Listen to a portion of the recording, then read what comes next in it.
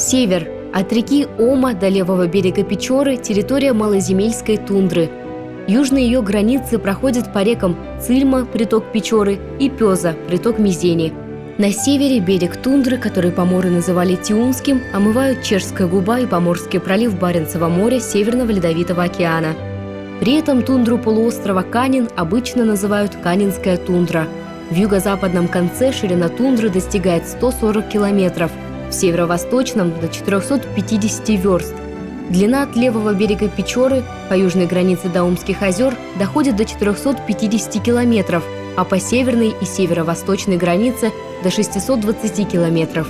Тиманская тундра представляет собой частью ровную, частью холмистую равнину со слабым наклоном к северу. В средней и отчасти в восточной частях малоземельскую тундру прорезают невысокие горные хребты Тиманского кряжа. Самый западный из них, между реками Пеша и Варшина-Виска, называется Косминский камень. Затем идут Тиманский и Чайцинский камни. Самый восточный хребет – каменноугольная гряда, а в верховьях реки Космы – Кайминский камень. Между Тиманским кряжем и своей западной границей, а также и к северо-востоку от этих гор, тундра покрыта громадными торфяными буграми, поросшими лишайниками, морожкой, голубикой, карликовой березкой и разными мхами. Многочисленные реки текут преимущественно в Северный Ледовитый океан – Ома, Снопа, Пеша, Волонга, Великая, Индиго, Вельта.